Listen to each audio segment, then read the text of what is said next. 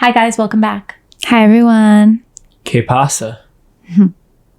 It's our last episode of Life is Messy. I know it went by so fast, but like what a journey it's been. It's been so awesome to read the book and reflect on it and like hear other people's reflections too of it. Yeah, it's been amazing. There's been so many reflections, and we really do appreciate your getting in touch with us and leaving your messages, and it's just been really special.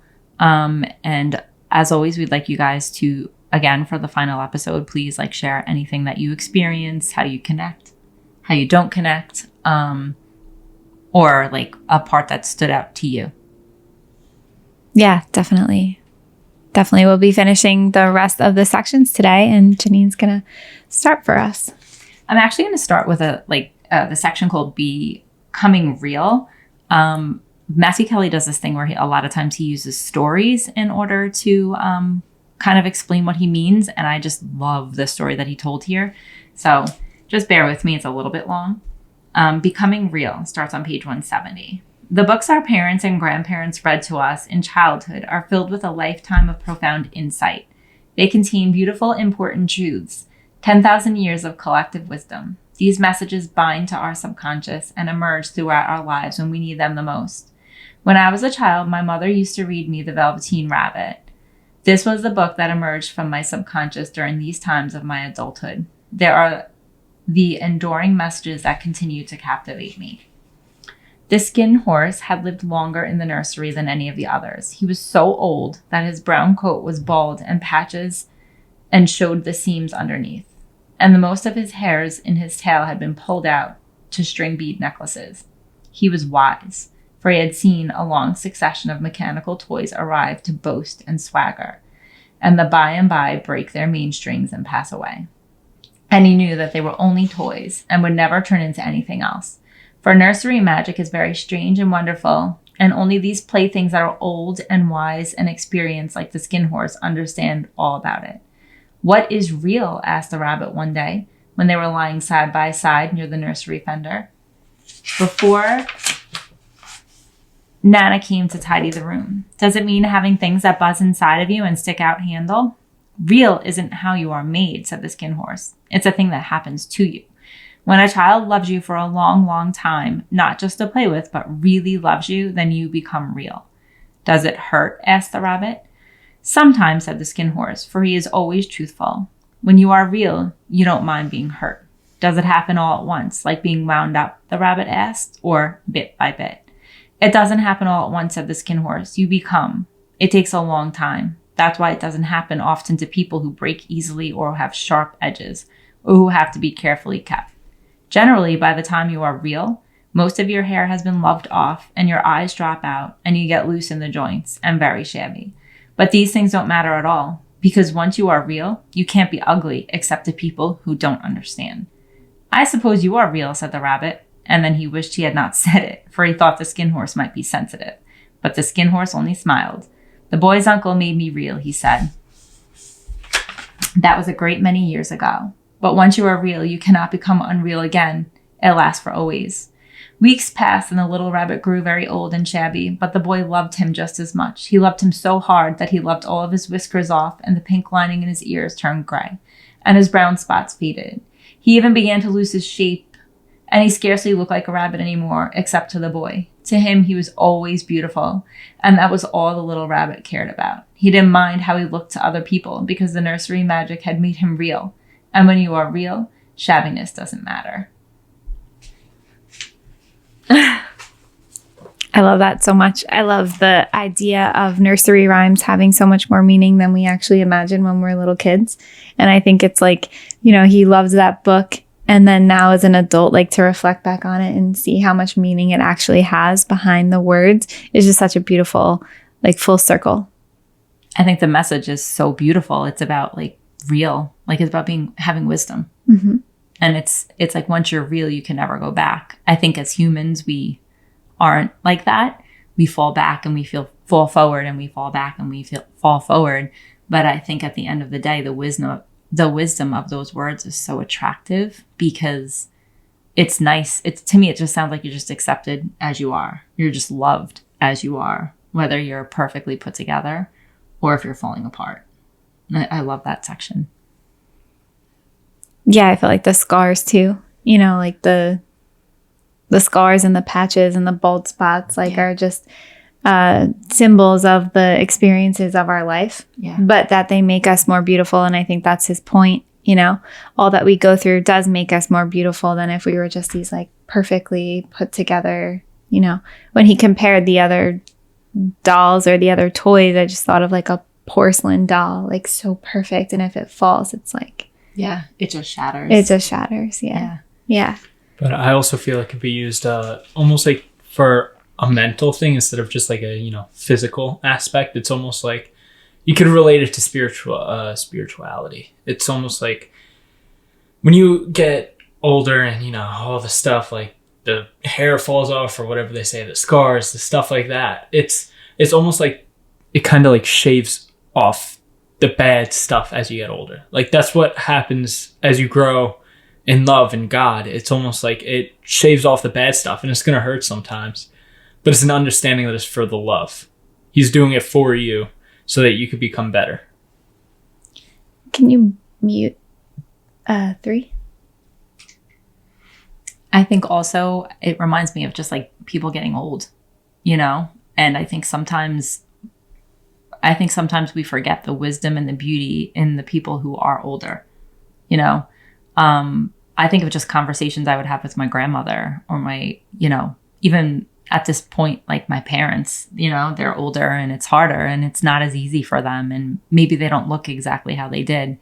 But the wisdom there is so beautiful. And I think it goes with the times of life. Even like, I think of like the middle school years, how it's so challenging because of how you look. Maybe you don't look like you fit where you're supposed to fit at the time.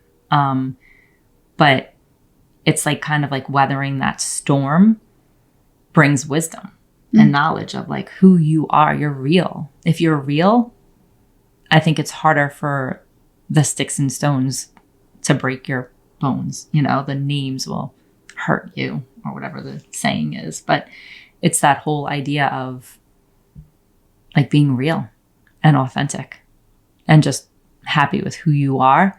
Not easy, but I think it's what we all kind of strive after. And I do think like sometimes the wisdom that comes with age is something so beautiful.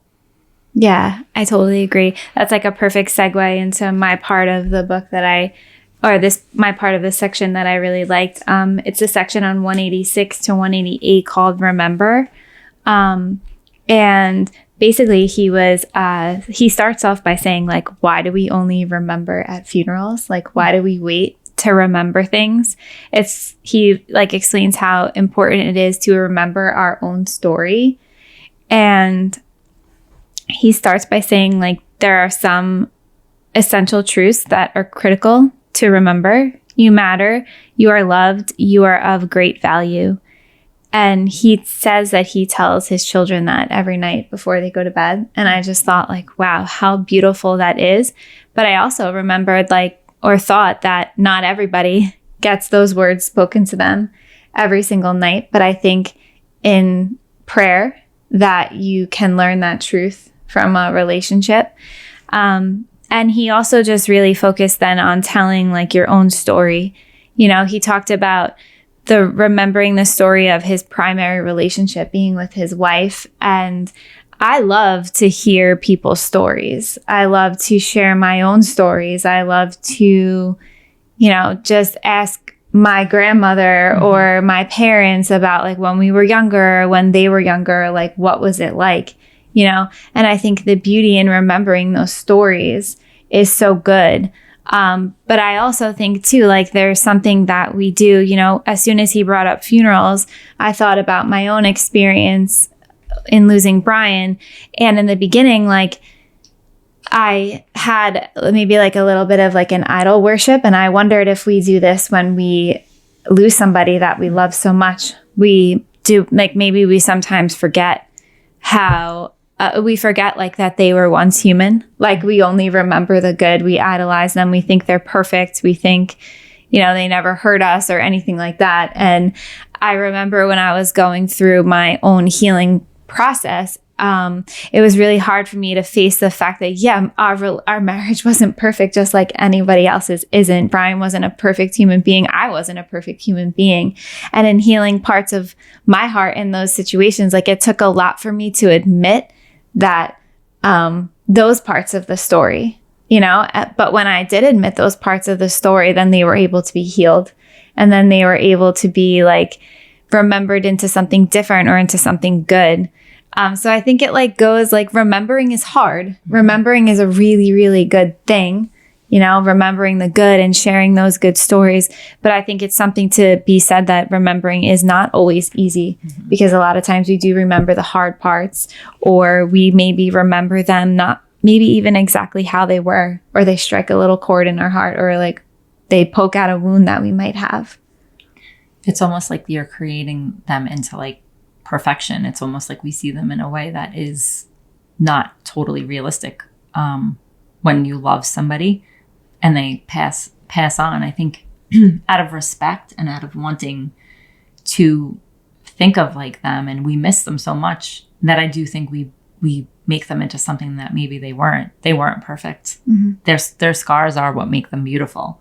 You know, it's how you learn lessons in life, is by looking at the good, the bad, the ugly, the beautiful. And I think that that's a brave thing to do, because I think that it's almost like we fall into a trap of betrayal. Like if I don't only say the good, then I'm betraying the memory. Like I'm looking at them like if I say what was real, that they weren't perfect, that these were mistakes that they made, that you're betraying them in some way. And that's not true. You're just trying to be honest. And I think sometimes it could be the reverse. I think sometimes we can look at somebody and only remember the betrayal that we felt if there wasn't some type of a closure. I think it could be the opposite then, and we forget all the good. Right. So I think it's that becoming real story really is kind of so important to have woven in, because it's like the real is not always beautiful. The real happens in the ugly, in the ashes. I also want to say, like, going based off a book I read called Tuesdays with Morrie and talking about the funerals and stuff like that, he had a thing, I think it was like a living funeral, he called it, or something, where it was like they celebrated the memories. That's what it was. And I feel like the difference is the memories don't have to just be you know, yeah, he was great, he saved everyone, he saved, you know, I don't know, stopped a car crash somehow. But it also happens to be that the fun memories come from the ones where sometimes you do stupid things, like trying to ride a bike and falling or something like that, or like roller skating and slipping and falling. It's usually the good memories, the ones that are happy memories, the ones that are laughable. They aren't always like you did everything perfectly. I think there can be a lot of things attached to memories. We spoke of this before, you know, is the memory planting a seed of shame? Is the memory planting a seed of, you know, discouragement or failure or whatever it is? You know, it's like the memory is real, the good, the bad, and the ugly. But as long as it's not taking power over you or doesn't become some sort of obsession, whether it's good or bad, you know? Yeah. I feel like also like obsessing over a person, like, you know, putting them as perfect or putting them as so evil that you can't even fathom them becoming, you know, good at all. It's almost like it blocks you from the future. It's almost like a form of coping. You don't want to let go. So you try to either turn them into your enemy, where you know, typically with enemies, you don't ever let them go because now there's a grudge, or you hold on to them with so much love that it becomes an obsession. You can't let someone go with an obsession that easily. This is brilliant. I never ever saw this coming, but I think that is such an amazing way to, and I think we can become obsessed with people. We can become obsessed with things, you know. But wow, I feel like I just learned, like, because we do it, you know. I mean, yeah, we do it. We do both. We make them into our enemy and we make them into our hero. You're either making them into God or you're making them into the devil. But it's the in-between is where we really lie. There's an understanding that there's one God and one enemy. Like I always figure out in boxing that I never view the person as, that's my enemy, I'm going to go in there and try to kill them. No, it's what it is. They're my opponent. They're not my enemy. Like I could show respect no matter what. Even if they target me, I got to understand that they're not the enemy. Yeah. Wow. It's almost like a mind game. I mean, with boxing, if you let the opponent get into your head and it's like, they're now the enemy, you typically become wild, and that's how you get hurt in a fight. That's how you get wobbled. That's how you get, knocked down, I want to say. It's like a distraction. I think it's leading to your part on the mountaintops. It sounds like it. Because it sounds like boxing. If I could find it. Oh, wow. Okay. Wait, so I do my part after you? Right. I guess. Well, it fits. So my part is the mountaintop, found on like 192, 193, and 194, I think. So it starts off with saying that every life has highs and lows, and that while writing the book, he didn't have the easiest experiences. That's not what this was about. It wasn't about the top, what happens at the peak moments of life. It talks about the valleys. It talks about the storms. It talks about weathering the storms. And it also talks about, how you can't really live a meaningful life if you're filling it with meaningless activities. It's just a natural thing in life. That's how it is. And it also talks about how everyone is going to hurt you. Don't complain. Give people the benefit of the doubt. Death comes to all of us. And ignore your critics. So what I get out of that part, it's like just starting off with the first one. You cannot live a meaningful life by filling it with meaningless activities. It's almost like it's the distraction part of it. That's the distraction part of the, life, the equation of life. It's almost like, I guess it would really be the question of life. I view kind of, I'm seeing it now. It's almost like life is like a multiple choice question where it has multiple different parts. And as, I'm sure teachers, kids, everyone around the world knows that in multiple choice answers, typically there's just one outlier that's like, a complete distraction. And that's sometimes what they are. If you try to answer the question by focusing on the outlier, focusing on the meaningless one, that isn't the answer, then you're going to not be able to finish the test. You're not going to fulfill the test. You're not going to fulfill your life if you're focusing on one part your whole life. And going into everyone is going to hurt you, that's another distraction. I shouldn't say everyone's going to hurt you as a distraction. I should say the holding on to that hurt is what's going to distract you. That wanting to get revenge, the wanting to, get rid of not get rid of the person, but like, I guess, get rid of the person. It's a complete distraction because now you want revenge, and revenge, it just kills you instead. It's a double-edged sword, I guess would be, where it's like when it stabs into you, you're stabbing into yourself as well. That's just what I get from it. It's the best revenge is forgiveness. And then leading into the don't complain, that's not saying don't express your emotions, but it's also saying don't live in the complaining. Don't live in that worthlessness, because living in that complaining, you're not fixing anything, you're not completing anything, you're not being productive, or it's not really attractive at all either. You're going to stay alone and you're going to isolate yourself. And then giving the people the benefit of the doubt. It's understanding that people are going to make mistakes in life, but that they're also worth that love too. And that it's an understanding that sometimes they aren't trying to hurt you. And then death comes to all of us. I mean, there's always an end to everything, good and bad, but it's also an understanding that that end of good and bad can lead to something better or worse. And in that case, if the worst leads to worse, the worst can lead to better then. And I want to say, ignoring the critics, I'm so sorry. I feel like I'm going on a while, but that was the last one. I just want to do the last one. Ignoring the critics.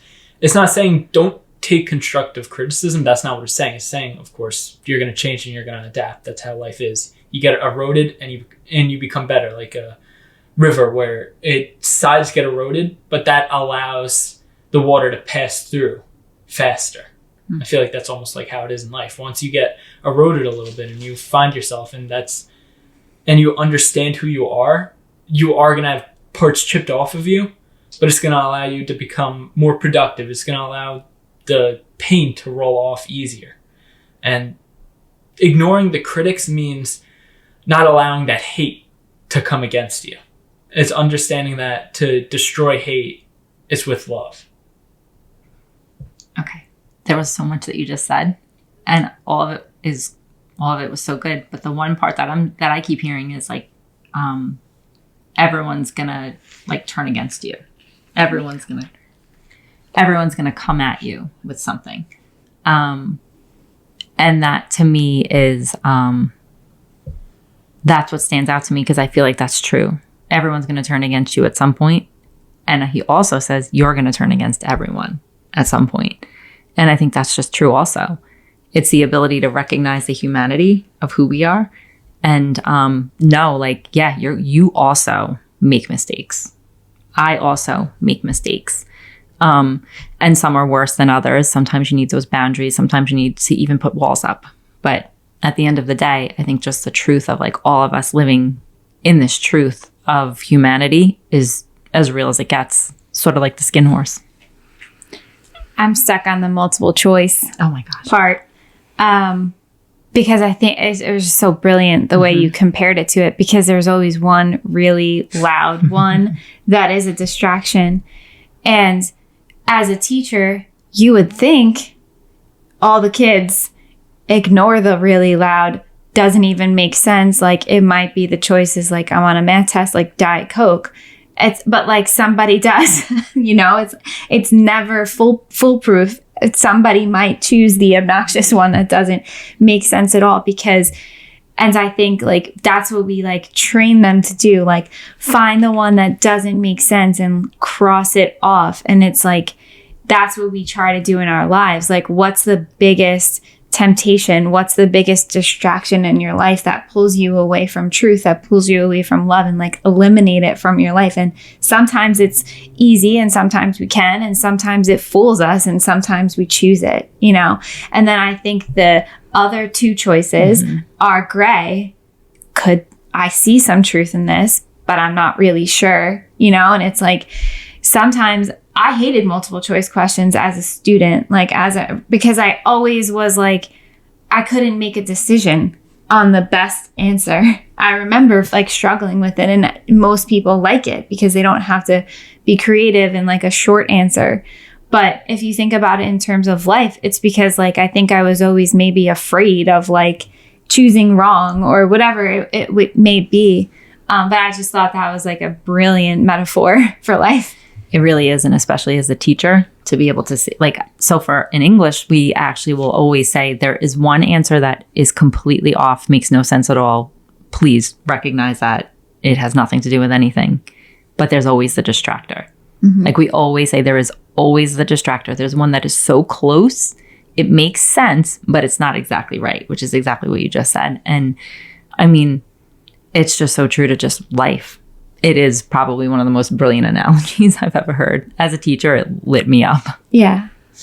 I do also know that I learned from my dad. One thing I learned from my dad was that when in doubt, pick C. Thank you, Dad.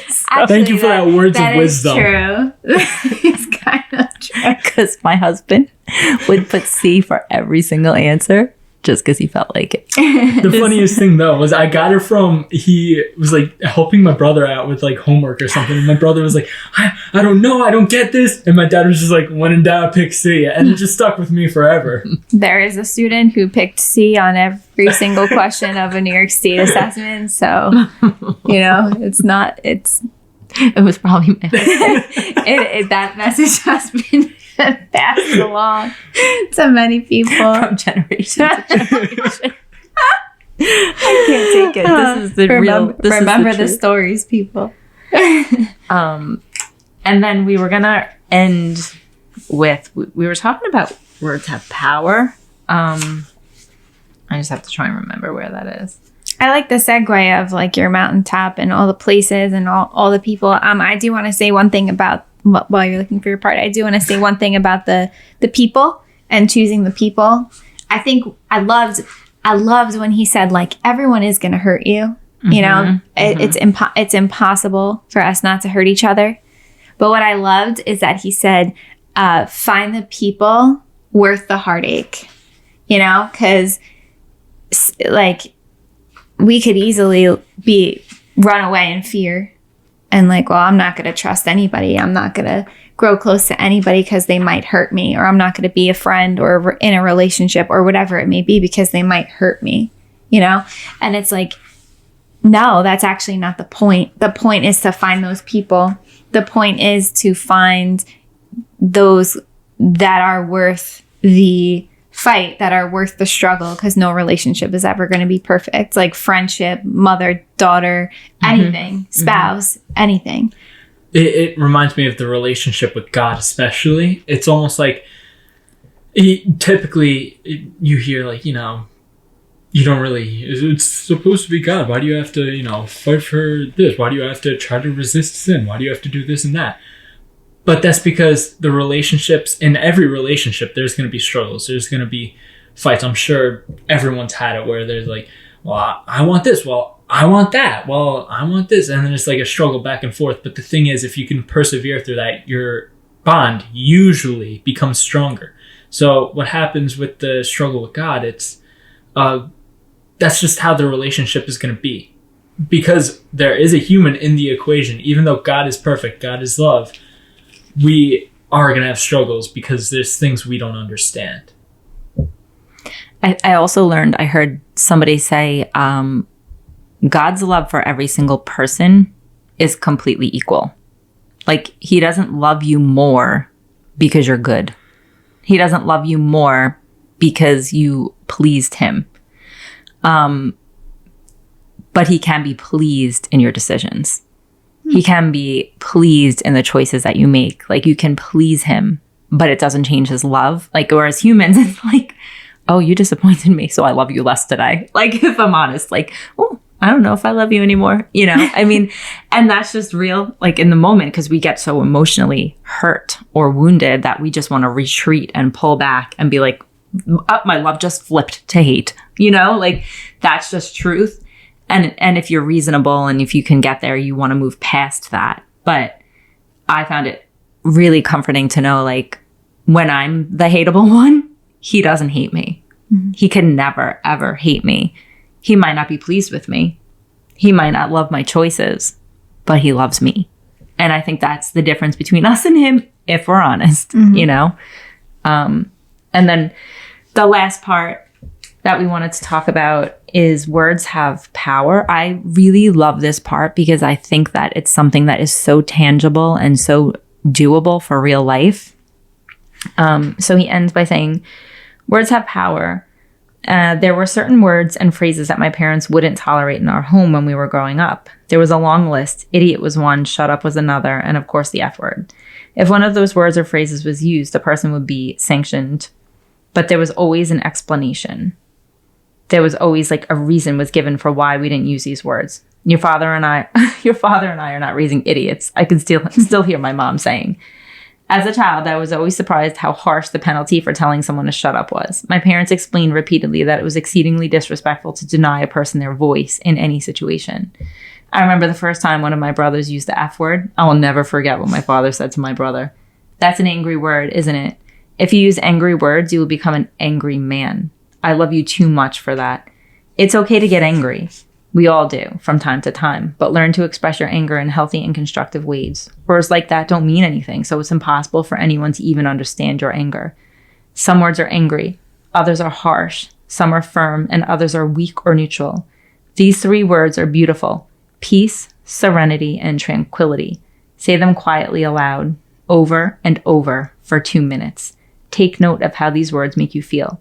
You will be amazed at how just saying these beautiful words invites them into the depths of your being. Invite peace, serenity, and tranquility into your life. Well, what's serenity? Serenity is like calmness. Oh. All right. Thank you. It's always a vocabulary lesson on the Open Doors podcast. Serenity, like you feel serene, you feel peaceful, you feel calm. It's almost like taking it. All three of those words are kind of like when I think of peace, serenity, and tranquility, I think of like the beach. I think of the ocean. I think of the movement of the water in like that calming, most beautiful way where you just feel it inside of your soul. But I would love the opportunity to take those 2 full minutes and repeat words like that. Because I do think that as a whole, we repeat other words in our minds so much more often. I think it's just a cute little takeaway that could be used for just practicality in life. Yeah, like a little challenge we can leave you with. I think of like it starts when you say peace, it's like a really big deep breath, and then once you get to that word tranquil, it's like I can almost see like the ripples of the water, of just like this like glass water, and like just very slowly like seeing the ripples. But it does, I mean, he basically stemmed it from like the serenity prayer, but I love that he made it even more simple than that by just the 3 words. And I think, I mean, 2 minutes is going to feel like a really, really long time saying those words. But I think the effect of it is going to be like, it can change everything for your whole day. And I think you can choose any 3 positive words that you want to use. Like my father said one time to us, he was like, when you're really upset and angry, just say Jesus's name like 10 times. By the time you get to 10, you won't feel any of that anger anymore. I think he said too, like, you're definitely going to have a smile on your face or something like that. I actually, my dad, like with real wisdom, actually told me something when I was younger, and I was boxing or something. Shocking. I was boxing, and he was like telling me to do something, and I was just like, I can't do it. And he was like, well, with that mentality, you can't. Because if you can't do it, you never will. If you don't take that risk to try it, you're just going to stay in that spot forever. And it's like repeating I can't over and over again. But repeating like something with more of an affirmation is just so much more beneficial. And then what was that last piece? Yeah, we just wanted to end like with one paragraph, to leave you with those 3 words to remember and repeat if you can. But also this part right here. So he closes up the book in one section saying, I hope that what I have shared in these pages has led you to a healthier relationship with your own brokenness. And I hope you are on your way to believing that you can be healed and become more beautiful and more lovable than ever before. And that's the end of Life is Messy. That's a wrap, people. Amen. All right. Congratulations. All right. Tiny miracles. Tiny miracles. We had a snowstorm I don't even know what day it is because we're off. Oh, it was only a couple days ago over the weekend. Anyways, and my neighbor knocked on the door. I was still in my robe, still drinking my hot coffee, like not ready to go out there and shovel. And he offered to shovel my whole driveway, my whole walkway. And it was like he did a way better job than I could have ever done. So it was my tiny miracle. My tiny miracle is, so I was looking to fill my diffuser. I wanted to use the Christmas Spirit essential oil for all of Christmas. And I just didn't have any more. I was like, even if I could find the Christmas morning one, which was a different brand, but I really wanted the Christmas Spirit. And it was nowhere to be found. I couldn't find it. And then it was like Christmas morning maybe, or the day after.